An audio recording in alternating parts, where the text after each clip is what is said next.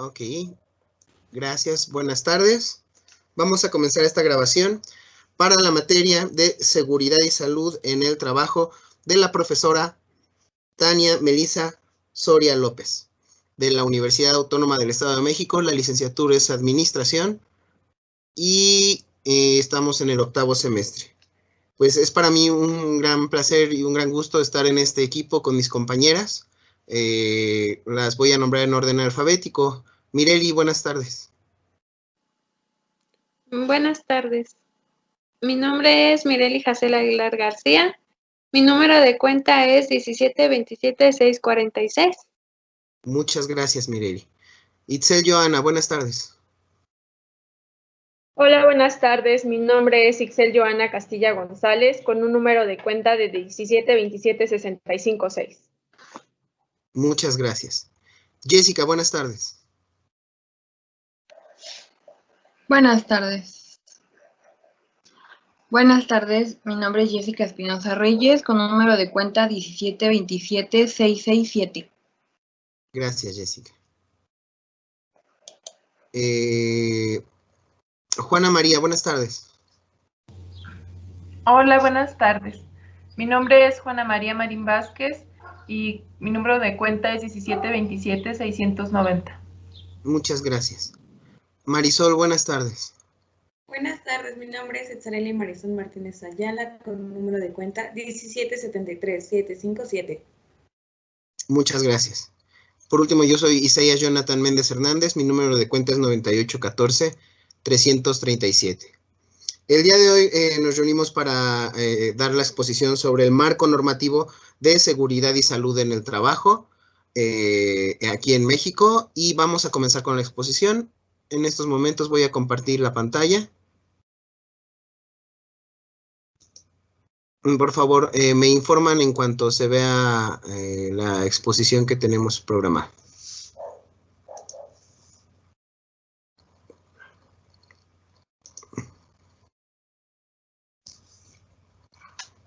Ya di la instrucción de pantalla completa, pero tenemos un pequeño lag, así que en cuanto se vea pantalla completa me informan para comenzar con la presentación. Yo ya la veo completa. Yo igual. Muchas gracias. Bueno, pues comenzamos con el marco normativo de seguridad y salud en el trabajo. Adelante.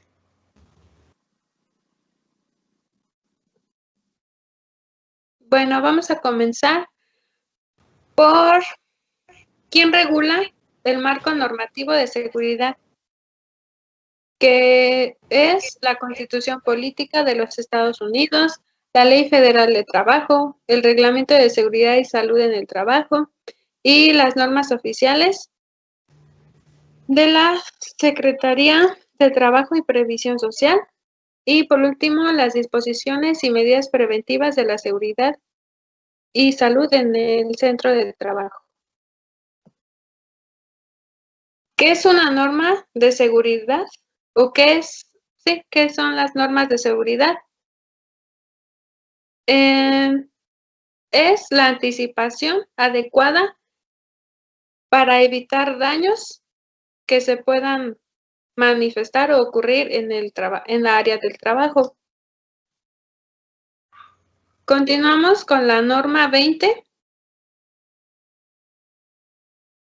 que lleva por nombre recipientes sujetos a presión, recipientes criogénicos y generadores de vapor o calderas, con funcionamiento de condiciones de seguridad. El objetivo de esta norma es establecer los requisitos de seguridad para el funcionamiento de los recipientes sujetos a presión, recipientes criogénicos y generadores de vapor o calderas en los centros de trabajo, con el fin de prevenir riesgos a los trabajadores y daños a las instalaciones.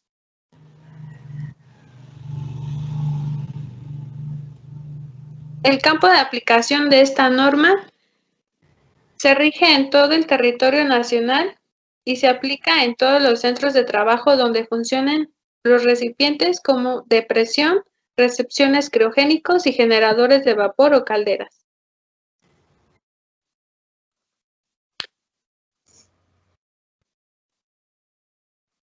Los campos en donde no aplica esta norma son como campanas de buceo, cámaras hiperbáricas, contenedores en donde se trabaje a presión atmosférica, en tuberías y cabezales de distribución que no se utilicen como acumuladores de flujos, accesorios o componentes o de mecanismos, recipientes instalados o equipos móviles o sistemas de frenado, carros o tanques que transporten gases comprimidos cuya regulación se encuentran en cargo de la Secretaría de Comunicación y de Transporte. Para esto la norma clasifica los equipos. La primera clasificación son todas las generadoras de vapor y las calderas. La segunda categoría son los recipientes criogénicos y por última, los recipientes sujetos a presión, como es el agua, el aire o fluidos no peligrosos.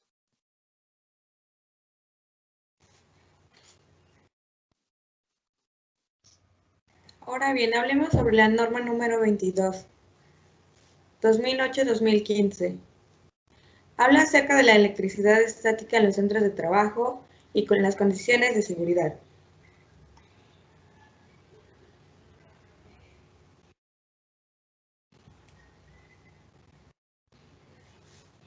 El objetivo de esta norma es establecer las condiciones de seguridad en los centros de trabajo para prevenir los riesgos por electricidad estática, además de las descargas eléctricas atmosféricas que estas generan.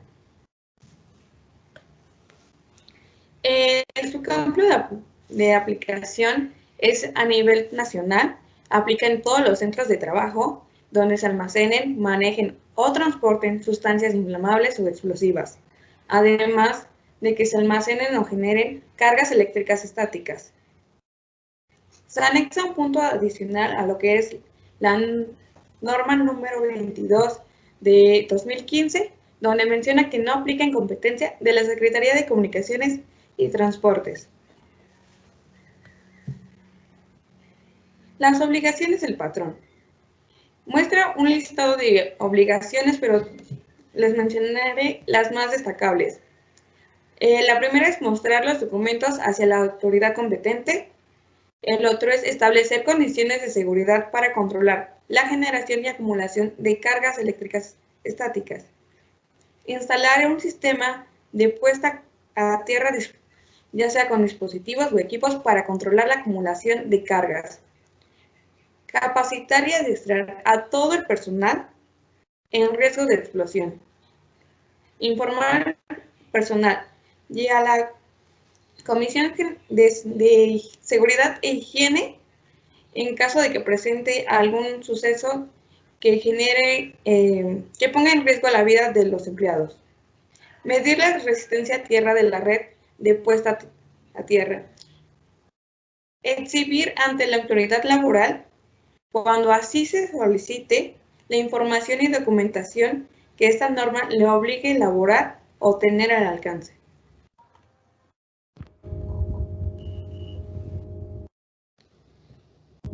Las condiciones de seguridad. Tenemos varios apartados y el primero es para establecer, ya sea por la naturaleza del trabajo, las características de las sustancias que se manejen dentro del centro de trabajo, el medio ambiente en donde se encuentre este centro de trabajo, las características de la maquinaria, equipo e inmueble que el personal debe de manejar. El siguiente punto es controlar la generación o acumulación de electricidad. Pues bien, debemos mantener un sistema de puesta a tierra, tener equipos eliminadores de alta tensión eléctrica, sistemas para pararrayos y pisos antiestáticos o conductivos, mantener la humedad entre el 60 y el 70%. Además, De las zonas donde se manejen sustancias químicas inflamables o explosivas, deben conectarse a tierras las partes metálicas. Zonas donde se almacenen o transporten sustancias inflamables explosivas deben estar protegidos con un sistema de pararrayos.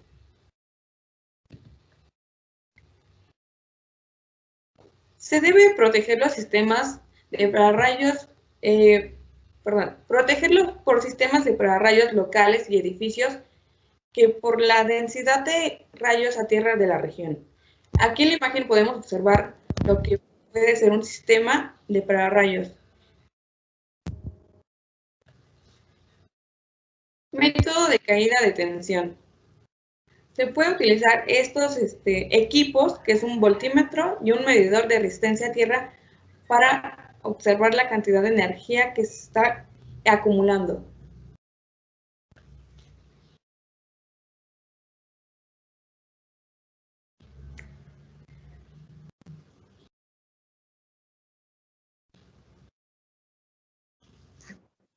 Yo les expondré sobre la norma 27/2018. Esta habla sobre las actividades de soldadura y corte de las condiciones de trabajo de seguridad e higiene.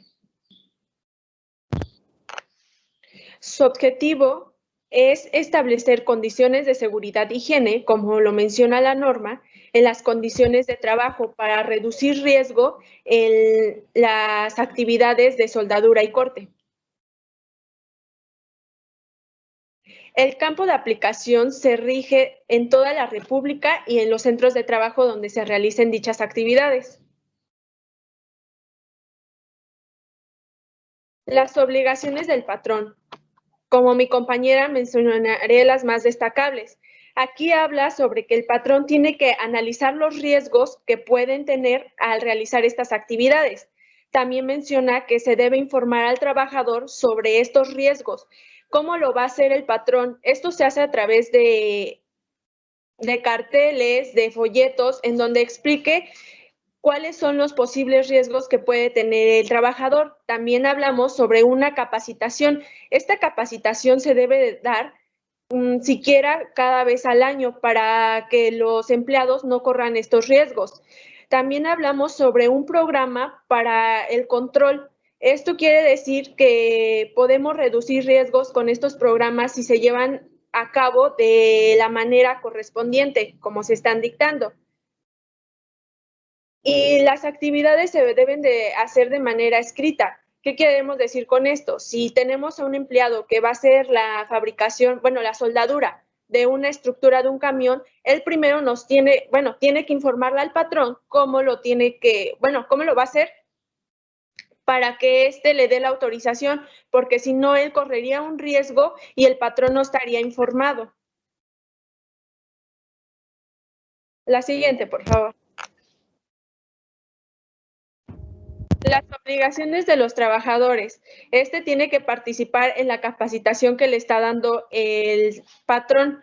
También debe de desarrollar estas actividades de los programas de seguridad para que no corra ningún riesgo. La utilización del equipo correspondiente. El patrón tiene la obligación de otorgarle el equipo para que no surja ningún accidente. También el patrón tiene la obligación de capacitar a personas para que estos accidentes no ocurran. Y si llegan a ocurrir, las personas capacitadas puedan acceder a auxiliar a sus demás compañeros. Deben de tener exámenes médicos siquiera cada 12 meses para que no ocurran riesgos dentro del trabajo que son médicos, pero de otras áreas. La siguiente, por favor. Las condiciones de seguridad. Se debe de tener un extintor ABC, se debe de contar con la protección personal, se debe de contar con restricciones en donde digan, esta es la área de corte y soldadura, esta es la área de mantenimiento, es un ejemplo para que las personas vean en qué área les corresponde y en qué áreas están capacitadas para poder estar. Se deben colocar señales, avisos, candados, si es posible, en los lugares en donde no está permitido que el personal entre. Y se debe de contar con ventilación tanto antes de la actividad y después de la actividad de soldadura y corte. La siguiente, por favor. Existe una unidad de verificación. Esta tendrá la opción de obtenerla el patrón. En esta se van a verificar los grados de cumplimiento y también verificar el dictamen. En esta se deben de cumplir los requisitos que marca esta norma. La siguiente.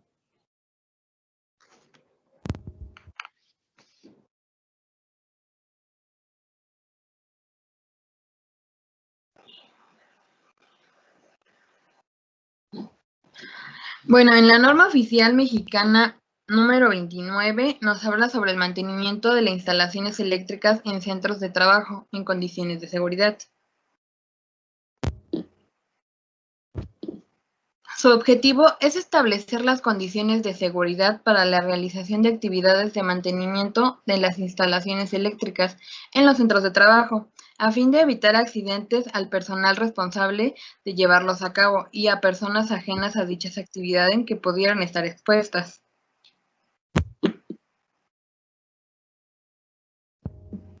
El campo de aplicación al que está sometido es en los centros de trabajo en territorio nacional, en donde se realizan actividades de mantenimiento de instalaciones eléctricas, ya sean permanentes o provisionales, las que se desarrollan en líneas eléctricas o áreas subterráneas, así como en las que se lleva a cabo en líneas energizadas. Las obligaciones que tiene el patrón, solo voy a hacer mención de unas pocas, es la de prohibir que los menores de 16 y mujeres de gestación realicen actividades de mantenimiento de instalaciones eléctricas. La realización de mantenimiento en las instalaciones solo con personal capacitado. Es importante contar con procedimientos para el uso, revisión, reposición, limpieza, limitaciones, resguardo y disposición a fin de que el equipo de protección que se les debe de brindar esté usado de manera correcta y que que sea utilizado, como dice el fabricante, para que mantenga su periodo de vida más largo. Contar con un botiquín de primeros auxilios para obtener el manual de instrucciones con materiales de curación para atender posibles casos de emergencia. Las obligaciones que tienen los trabajadores es revisar antes del inicio de sus actividades el equipo, la maquinaria, las herramientas e implementación de protección aislantes utilizados, que se encuentran en condiciones de seguridad y operación, que estén en óptimas condiciones. Aplicación de los procedimientos de seguridad establecidos en la realización de sus actividades, participar en la capacitación y el adiestramiento que les brindará el patrón, y utilizar el equipo de protección proporcionado por el patrón en procedimientos de uso, revisión, reposición y limpieza a fin de alargar su periodo de vida.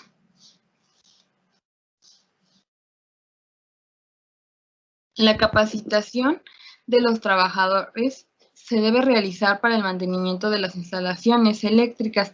Deberá considerar al menos lo siguiente: la información sobre los riesgos de trabajo relacionados con el mantenimiento de las instalaciones, la descripción general sobre los efectos del organismo ocasionado en una descarga eléctrica o efectos con énfasis en condiciones que deberán evitarse para no sufrir lesiones o daños en la salud, las condiciones bajo las cuales la maquinaria o equipo u herramientas que utilicen deberán ser puestos fuera de servicio o reemplazados si ya no están en óptimas condiciones para ser utilizados. Bueno, en la norma 33,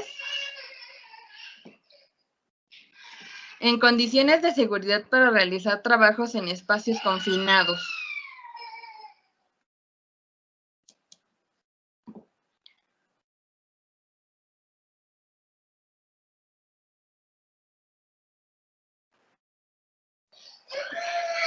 ¿Qué define espacios confinados como el lugar sin ventilación natural o con ventilación natural deficiente, que en una o más personas pueda desempeñar una determinada tarea o en su interior con medios limitados o restricciones para su acceso o salida que se diseñe para ser ocupados de forma continua? El espacio confinado deberá clasificarse en los siguientes tipos. Espacio confinado tipo 1, aquel en el que no existen riesgos por deficiencia o enriquecimiento de oxígeno, ni atmósfera explosiva o inflamable, y que las condiciones de sustancias químicas peligrosas no infieran en el nivel de acción. Y el espacio confinado tipo 2, aquel tipo de potencial de causa lesión y o enfermedad de trabajo e incluso puede ser inmediatamente peligroso para la vida o la salud. El análisis de riesgo que deberá tener es A, la descripción de las actividades a desarrollar, B, los riesgos en la atmósfera peligrosa. Esto puede implicar la asfixia debido a deficiencias en el oxígeno, incendios o explosiones, intoxicación por motivos de concentración de sustancias químicas peligrosas. Los riesgos en los agentes físicos implican ruido, iluminación, vibraciones, condiciones térmicas elevadas o abatidas. D serían los riesgos en los agentes biológicos, tales como la presencia de fauna nociva en agentes biológicos peligrosos, y los riesgos mecánicos, eléctricos o náuticos. También existen los riesgos derivados en las actividades a desarrollar que completen según apliquen lo siguiente: sea maquinaria, equipo o herramientas de material en un lugar, los peligros y los efectos de riesgos tales como conexiones de energía, operación o maquinaria y la realización de trabajos en altura. Las medidas de seguridad para realizar los trabajos en espacios confinados con los siguientes: delimitar y controlar el acceso confinado, así como colocar una forma visible en la entrada. Siempre debe de estar bien visualizada, bien precisa. Realizar trabajos de espacios confinados, únicamente trabajos que deben ser realizados por personal capacitado y autorizado para esto. Proveer a los trabajadores un sistema de protección para irrumpir con las caídas. Siempre debe de ser la protección del trabajador primero. Utilizar equipo de protección de respiración en línea o suministros de aire, si esto es requerido para evitar que la salud del trabajador sea deficiente. Gracias. Gracias. Yo les voy a hablar acerca del proyecto de norma oficial mexicana de la norma 34. La norma 34 nos habla de las condiciones de seguridad para el acceso y desarrollo de actividades de trabajadores con discapacidad en los centros de trabajo. Me parece un tema muy apasionante, muy importante, la integración de personas que sufren alguna discapacidad al mundo laboral. Bueno, pues ellos están amparados por esta norma. El objetivo es establecer las condiciones de seguridad para proteger la integridad física y salud de ellos, así como para el acceso y desarrollo de sus actividades, que todas las herramientas que ellos necesitan estén a la mano, que los accesos sean los adecuados para su movilidad. Y el campo de aplicación, pues es todo el territorio nacional. Como para referencias, vamos a utilizar también la norma 26, que habla sobre colores, señalizaciones de seguridad e higiene, identificación de riesgos por fluidos conducidos o en tuberías, que ya nos hablaban. Y también la norma 30 tiene correspondencia por los servicios preventivos de seguridad y salud en el trabajo. Bueno, pues el patrón tiene obligaciones, tanto como los trabajadores.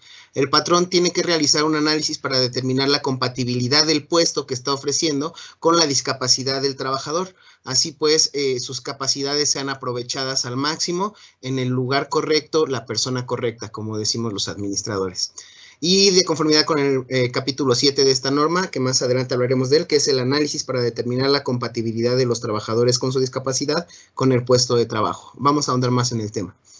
Por lo pronto, contar en los centros de trabajo con más de 50 trabajadores. La norma marca arriba de 50 trabajadores para ser obligatorio, con instalaciones que permitan la accesibilidad de los trabajadores con discapacidad en el centro de trabajo o realizar los ajustes a fin de permitir el libre desplazamiento para librar desniveles, facilitar accesos y manipular objetos y controles, entre otras, de acuerdo a la actividad que van a desarrollar, como ya veremos en el capítulo 8 de esta norma. En su caso, proporcionar asistencia con elementos mecánicos o auxilio a personas para la movilidad del trabajador con discapacidad o su perro guía, en el caso que se solicite.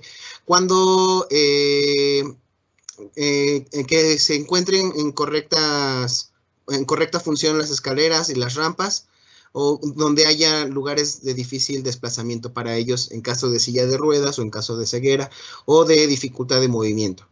Establecer por escrito las acciones preventivas y correctivas que se deben instrumentar en el centro de trabajo dentro del programa de seguridad y salud en el trabajo que se refiere a la norma oficial mexicana del punto 30.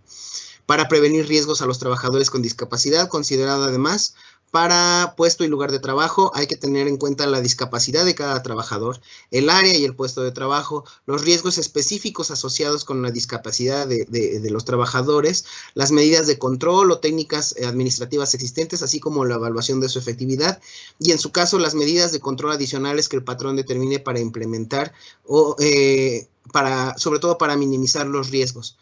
Cada caso es único, cada caso tiene sus propias características y el patrón tiene la necesidad y la obligación de hacer un análisis exhaustivo para que el trabajador tenga la oportunidad de desarrollarse plenamente. Para esto hay que instalar en las áreas del centro de trabajo que lo requieran señalizaciones para el desplazamiento y la estadía, las acciones a seguir en caso de emergencia según corresponda de acuerdo a la norma 26, contar con un plan de atención de emergencias, esto lo vamos a ver más adelante en el capítulo 9 de esta norma, informar a los trabajadores con discapacidad sobre los riesgos, las medidas de seguridad, las acciones a seguir en caso de emergencia. Vamos a capacitar a los trabajadores con discapacidad para que su desarrollo en el puesto de trabajo y actuación, en caso de emergencia, ellos sepan cómo reaccionar. Esto lo vamos a ver más adelante en el capítulo 10, lo voy a comentar. Y además, el patrón tiene la obligación de que cuando una autoridad le solicite, él tiene que exhibir toda la información y documentación pertinente conforme la norma lo pide. ¿Cuáles son las obligaciones de los trabajadores con discapacidad? Pues, para empezar, pues participar en el análisis para determinar la compatibilidad de su puesto de trabajo cuando el patrón lo requiera. Esto es que tenemos que hablar directamente con el trabajador y que él nos informe y nos oriente y nos ayude cómo podemos hacer para que su labor sea óptima. Entonces, el trabajador tiene la obligación de informar cuáles son sus necesidades, tiene la obligación de atender las acciones preventivas y correctivas establecidas por el programa de seguridad y trabajo y salud en el trabajo, participar en la capacitación y el adiestramiento, tiene la obligación de estar presente en la capacitación, eventos de información, planes de atención y emergencias que le proporciona el patrón. Además, el trabajador tiene que informar al patrón de cualquier cambio percibido en sus capacidades o en su discapacidad. Esto es porque muchas de las veces las discapacidades no vienen juntas, sino que pueden ser degenerativas y pueden acarrear nuevas discapacidades que se tienen que atender y sobre todo que permitan el trabajo cómodo de la persona. Se tiene que hacer un análisis para determinar la compatibilidad de los trabajadores con la discapacidad y su puesto de trabajo. También, este es el punto 7 que les decía, para esto el patrón deberá considerar pues muchas variables, como las características de la discapacidad, la descripción del puesto de trabajo, que ya lo decíamos, la demanda física que requiere este trabajo. Si yo tengo un puesto de trabajo en el que hay que cargar cajas de un lugar a otro, pues obviamente no se lo voy a dar a una persona con ceguera. Entonces tenemos que ser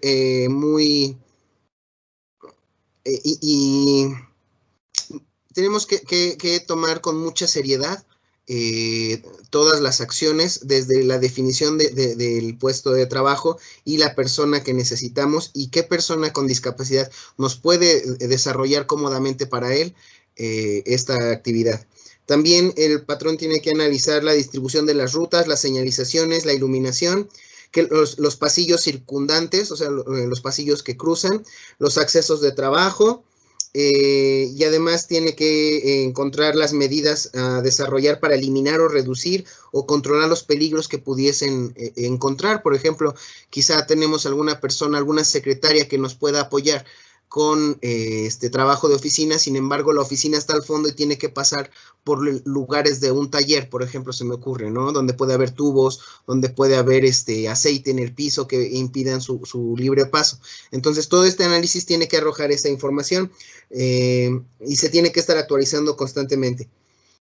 Después tenemos los requerimientos físicos de las áreas de los centros de trabajo, justo de lo que hablábamos. Físicamente, ya hablamos sobre el perfil del personal, cuáles son sus capacidades y cuáles son sus fortalezas. Ahora hablaremos de los requerimientos físicos de las áreas de trabajo como tal, ya sean las rampas, ya sea el tamaño de los pasillos, que nos da de hecho una medida a la norma de mínimo 120 centímetros, 1 metro con 20 centímetros.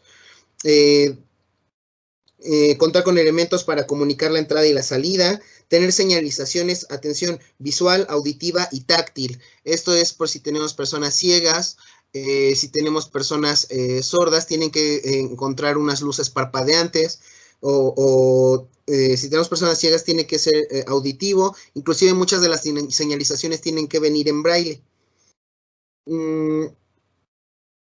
Y bueno, en el lugar de trabajo también se tienen que tomar en cuenta cosas como de que se tienen que evitar los encharcamientos y cosas por el estilo. Y en caso de el plan de atención a emergencias, los trabajadores tienen que conocer las rutas de evacuación, el procedimiento de alertamiento. Ellos tienen que saber cómo deben de alertar a las demás personas de que hay un riesgo, de que hay una emergencia, si ellos se percatan antes que nadie. También el uso de señales estroboscópicas, de luces, de sonidos, silbatos, procedimientos o instrucciones para actuar en caso de emergencias. ¿Qué es lo que tienen que hacer? ¿Quiénes los van a apoyar? Los brigadistas designados, esto es importante, tiene que haber brigadistas designados para apoyar exclusivamente al personal con discapacidad. ¿Quiénes van a ser? ¿Cuáles son sus funciones? El personal con discapacidad tiene que decir cuál es la manera correcta de manejar y apoyar la salida en caso de ser necesario, por ejemplo, en un sismo o un incendio. Aquí tenemos, por ejemplo, un ejemplo de adecuaciones físicas en las cuales podemos ver, por ejemplo, los sanitarios que están hechos especialmente para personas que necesitan un apoyo en cuanto a la movilidad, en cuanto a la estabilidad. Tenemos personas que tienen la necesidad de leer en braille las señalizaciones que deben de estar al tamaño correcto. Tienen que tener la posibilidad de acoplarse en las rutas y tienen que estar estas debidamente señaladas. Hablando de la capacitación, la información de los riesgos específicos que puede estar expuesto en el lugar del trabajo y en las áreas cercanas al mismo, las acciones y medidas preventivas para el desempeño de sus actividades en el lugar de trabajo, las diferentes señalizaciones utilizadas en el centro de trabajo que proporcionen la información para el traslado, estadía y emergencia, y por supuesto también tenemos que ofrecerles capacitación en el contenido del plan de atención de emergencia y la manera en que ellos participarán en su ejecución. Ellos tienen que estar bien enterados cómo sería una evacuación en caso de sismo, de incendio, primeros auxilios, cosas por el estilo.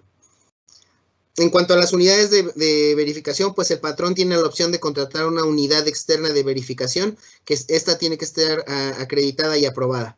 Sobre todo, tiene que estar en conformidad con lo dispuesto a la Ley Federal sobre Metrología y Normalización. Las unidades de verificación tienen que comprobar el cumplimiento de esta norma, y tienen que elaborar un dictamen. Este dictamen pues viene con el nombre, el RFC, el teléfono, los datos de la unidad de verificación, quién está verificando, su nombre, su acreditación, el número de aprobación y los datos del dictamen, que es la clave y número de norma que están verificando, el nombre del verificador, la fecha del vencimiento, que la vigencia, por ejemplo, de una verificación es cada 2 años. En cuanto a los procesos para la evaluación de conformidad, deberá estar a disposición de la autoridad del trabajo cuando éste lo solicite todo el dictamen.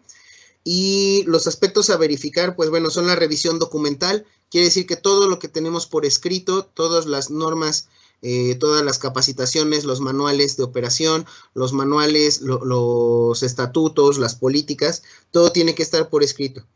y eso es lo que va a revisar, lo que se nos va a revisar. También va a haber los registros de que se hayan cumplido las normas. Además, tiene que haber entrevistas con las personas con discapacidad que laboran en la empresa. También hacen una inspección física, donde checan que haya la accesibilidad, donde haya rampas, donde estén los anchos correctos, donde estén evitados desniveles, donde no haya charcos. Todo eso lo van a evaluar y van a emitir su dictamen. Inclusive nos habla, por ejemplo, de las entrevistas y tiene un número de muestra. Por ejemplo, si tenemos en la empresa de 1 persona a 15 personas con discapacidad laborando, bastará con una sola entrevista que haga a los trabajadores. A un solo trabajador se le puede entrevistar. De 16 a 50 personas, únicamente con 2, y más de 105 va a ser 1 por cada 35 trabajadores, hasta un máximo de 15. Y pues la vigilancia la hace la Secretaría del Trabajo y Previsión Social. Gracias.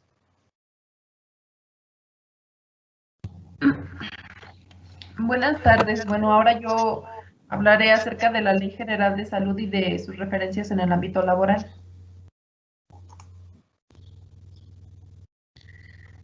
Bueno, esta se publicó el 7 de febrero de 1984 en el Diario Oficial de la Federación como una manera de proteger la salud de las personas y de acuerdo al artículo 4 de la Constitución.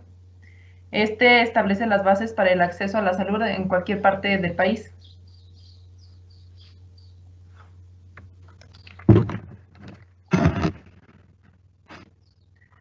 Bueno, primero tenemos el título 7, en donde el capítulo 5 nos habla de la salud ocupacional.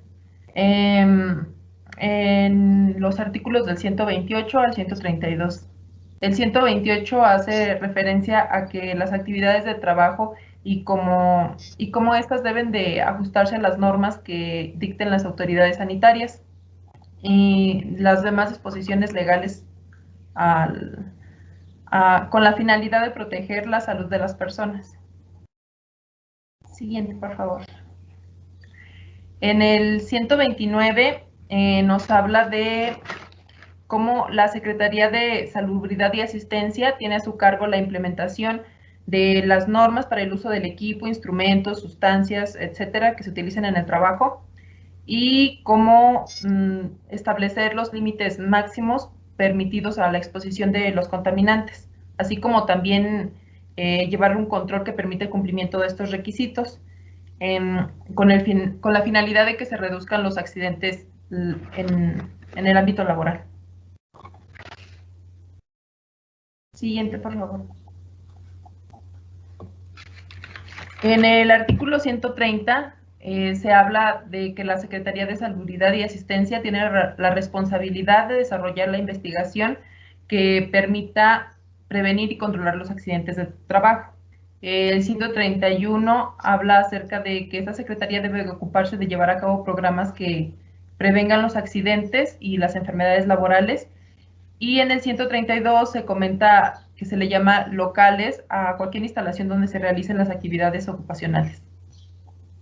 Siguiente, por favor.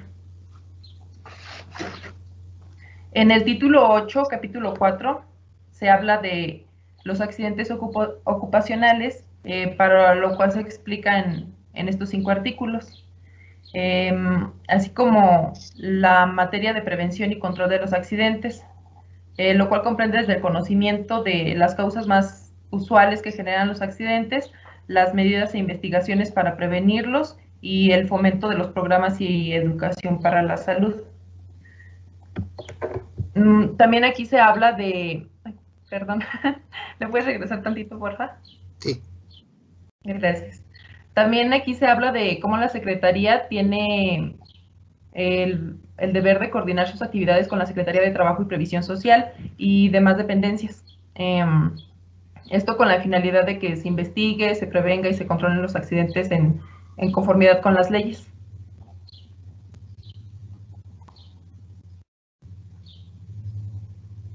En cuanto a la asistencia social, se busca, pues, mejorar el desarrollo integral del individuo y se aplican los artículos 168 y 174. en donde se habla del apoyo, la educación, la capacitación para el trabajo de las personas con carencias económicas y también de la promoción de la educación, la capacitación para el trabajo y de las personas en proceso de rehabilitación. Siguiente, por favor. En el título 18, capítulo 1 y 2, se habla acerca de las autoridades sanitarias competentes pueden ordenar la suspensión de los trabajos o del servicio cuando se pone en peligro la salud de las personas. Esto se puede aplicar total o parcialmente dependiendo del tiempo necesario para la corrección de esas irregularidades.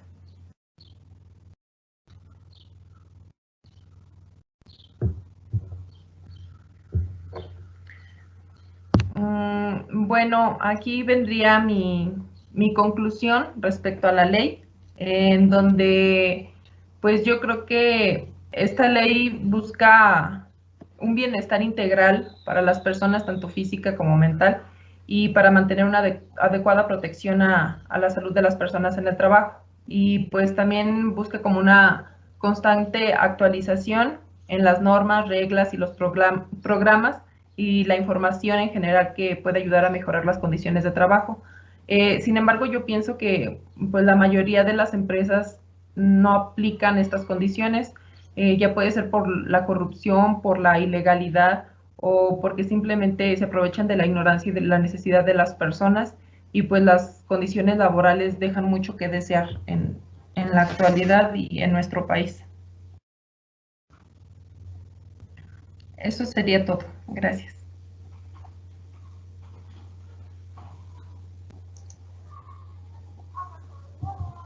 Ok, muchas gracias a todas mis compañeras.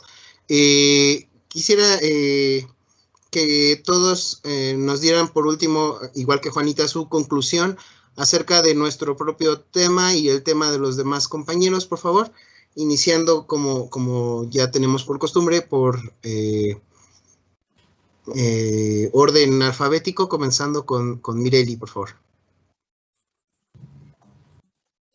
Sí, gracias.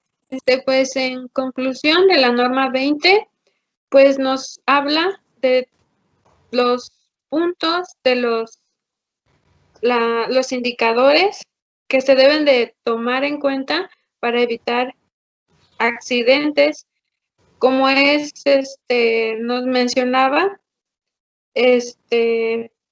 llevar un control, como lo muestra la norma, que existe una clasificación para cada tipo de maquinaria y vapores, en cómo lo tenemos que manejar, los procedimientos, los programas, cosas que tiene que seguir la empresa que utilice este tipo de líquidos o de gases para evitar accidentes y pues bueno, accidentes y tanto que perjudica tanto al personal como a la misma empresa, ¿no?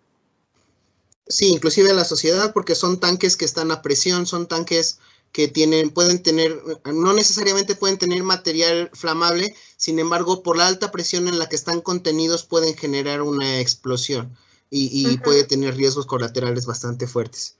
Muchas gracias, Mireli. En cuanto a electricidad estática, me pareció muy interesante. Platícanos un poquito, por favor, tu opinión y tus conclusiones. Así es, compañero Isaías. La norma 022 habla mucho sobre cómo regular las condiciones de seguridad para el empleado, ya que pues el lugar donde siempre vas a estar laborando, digamos tu jornada de 8 horas, estás en constante peligro porque pues a través de la maquinaria, de la tierra donde estás, se va acumulando o generando esta electricidad estática. Y pues a veces por descuidos del patrón o incluso de nosotros mismos como empleados, no vemos más allá de lo que puede ocasionar. Entonces, genera muchos accidentes. Entonces, para esto es la norma, para evitar este tipo de situaciones, generar conciencia por parte de, bueno, más bien hacia el patrón. Y pues obviamente los empleados también tienen obligaciones, que es asistir a las capacitaciones que el patrón les está dando y pues portar también el uniforme, los instrumentos que se les están brindando, porque pues básicamente pues una empresa no es una empresa si no hay empleados. Claro. Y con respecto a los demás temas de mis compañeros, de las normas, de las leyes, vamos todos entrelazados, pues dado que pues buscamos un bienestar para el empleado sin importar su condición física, porque pues básicamente es una persona que tiene necesidades, entonces hay que pues cubrir de cierta forma ese espacio que para nosotros como empresa pues nos sirve por sus habilidades y capacidades. Claro, y sobre todo que estamos hablando de empresas que repercuten en un riesgo. Por ejemplo, eso de la energía electrostática, yo había escuchado, por ejemplo, que han pasado accidentes en el mismo aeropuerto, en los mismos aeropuertos, cuando los aviones aterrizan, algún trabajador que no llega a estar bien capacitado con el uniforme adecuado, toca el avión, y a la hora de tocar el avión viene la descarga eléctrica, porque el avión a la hora de pasar con el mismo aire genera esa electricidad, y pues el trabajador recibe la descarga y coloquialmente dice sale volando, ¿no? Me han contado al respecto. También, por ejemplo, es muy importante controlar la energía estática, sobre todo cuando nuestra empresa tiene productos inflamables, ya que la misma energía electrostática puede causar chispas, ¿no? Y esto puede generar también explosiones. Entonces es muy importante que se controlen, ya lo comentabas, incluso con pararrayos, ¿no?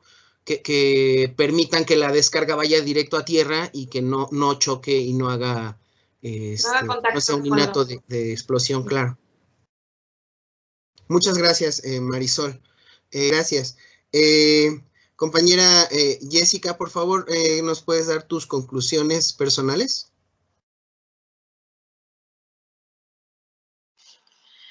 Bueno, con respecto a la norma 29 que nos habla sobre la protección en las instalaciones eléctricas, creo que es muy importante que sea respetada la norma por ambas partes, no solo por los patrones que brinden la protección adecuada, porque como sabemos tristemente en las empresas no te brindan las herramientas necesarias para protección. Tanto es importante que ellos las brinden como también que el trabajador sea responsable en utilizarlas correctamente, porque a veces porque a veces puede ser un poco incómodo utilizarlas, no las usan y ya después cuando hay un accidente, pues quién tuvo la culpa, ¿no?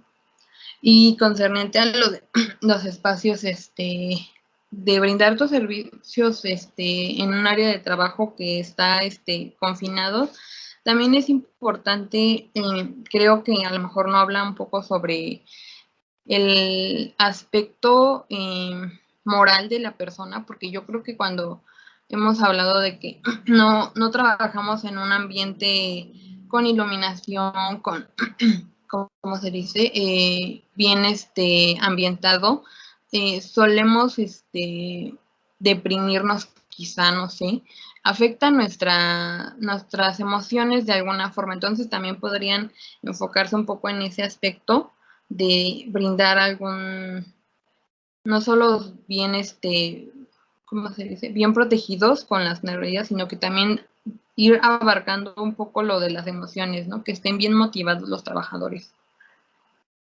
Claro, muy importante. Muchas gracias, Jessica. Gracias a ti. Vamos con la norma de soldadura y corte, que me parece muy importante y necesaria, sobre todo en la industria metalúrgica. Adelante, Itzel.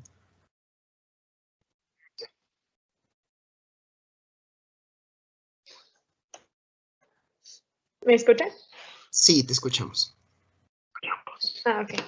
Bueno, en conclusión de esta norma, es muy importante, destaca tanto obligaciones como del patrón, como del trabajador. Es importante ver que estas van entrelazadas, que si uno no lo cumple, el otro tampoco. Entonces, aquí causa que el trabajador tenga un riesgo, pero no solamente el trabajador que está actuando mal, sino tiene consecuencias hacia los demás.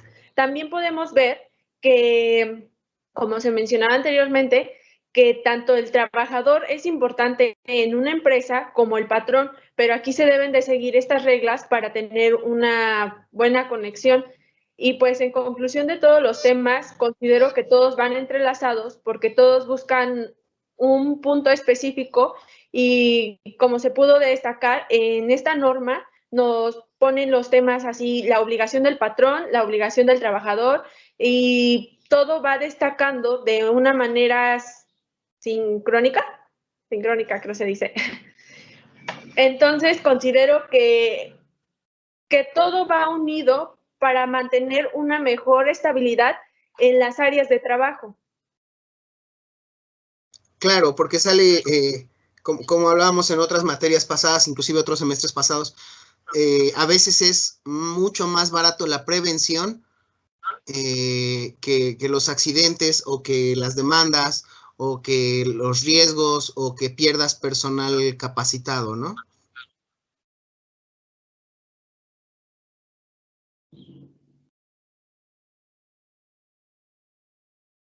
Ya no escucho. No te escuché, Edsel, lo último. Como tú indicas, todo va interrelacionado. ¿Sí me escuchan? Sí, ya te escucho. Ok. Como tú indicas, todo va unido para una mejora tanto del trabajador como de los patrones. Claro, muchas gracias, Itzel.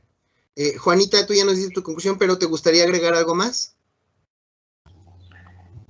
Bueno, respecto al tema que comentó Itzel, me parece interesante cómo pues, se supone que las leyes están, ¿no? Pero no se cumplen. Igualmente, bueno, yo lo podría... Ok, se trabó un poquito, Juana. Él estaba ilegalmente en el país, ¿no? Y aún así, con tal de evitar las sanciones legalmente que le tocaban al patrón, él indemnizó a su familia. Y como en México ni siquiera eso se hace aún en la legalidad. Eso me parece muy extraño, ¿no? Como en otros países, tal vez con la intención de evitar esas leyes y de cómo sí se aplican y en cambio aquí en México, en el cumplimiento de la ley, simplemente no se hace nada. Eso sería todo. Sí, tenemos una desventaja muy grande porque, como ya lo platicábamos, muchas veces las empresas en las que laboran las personas, pues de hecho no son empresas, son negocios que no están cumpliendo con la formalidad necesaria en muchos de los aspectos. Estamos hablando de talleres, estamos hablando de empresas familiares. De hecho, pues un porcentaje muy grande de la economía nacional, pues depende de estas microempresas, pequeñas, mejor dicho, negocios, no empresas, porque una empresa, como quiera, está establecida, como quiera, está sometida a una regulación, tiene que cumplir las normas, tiene que cumplir con las autoridades, y los negocios, pues, aunque deberían de, pues no, al estar en esta informalidad, pues están como en un lugar oscuro de la ley, ¿no? Por eso es importante velar porque los negocios como tales se incorporen a los regímenes fiscales, laborales, de salud, y que se cumplan las certificaciones, que se cumplan las normas, toda la normativa, sobre todo para la seguridad y el cuidado de los trabajadores, como es en este caso, o las normas de calidad que protegen a los usuarios, ¿no? De los productos o servicios.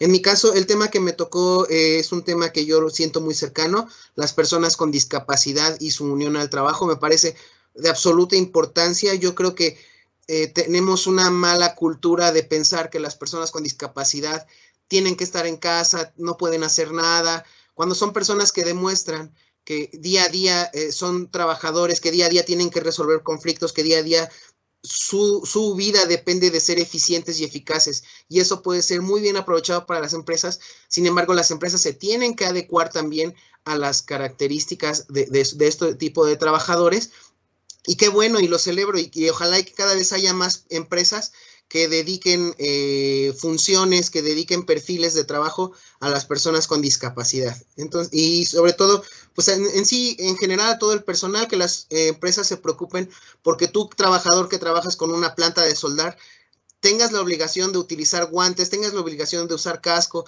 que tú, trabajador que vas a estar en lugares cerrados como en tuberías, como en túneles, tengas las condiciones necesarias para que hagas bien tu trabajo y que lo hagas saludablemente, ¿no? Que es lo que buscan todas las normas. Pues muchísimas gracias. Con esto damos por terminada esta exposición. Yo les agradezco muchísimo a todos los integrantes del equipo y pues esperemos que estas normas sean, ahora nos enteramos de ellas gracias a esta exposición, ojalá hay más personas se enteraran de ellas, que los trabajadores se enteraran de sus derechos y sus obligaciones, y lo mismo que los patrones, para cumplir y hacer cumplir la ley. Muchísimas gracias, compañeras. Muchas gracias, compañeras. Gracias a todo el equipo y por nuestra parte ha sido todo. En este momento yo tengo la grabación y agradecemos a la profesora Tania Soria por la oportunidad de esta exposición. Muchísimas gracias.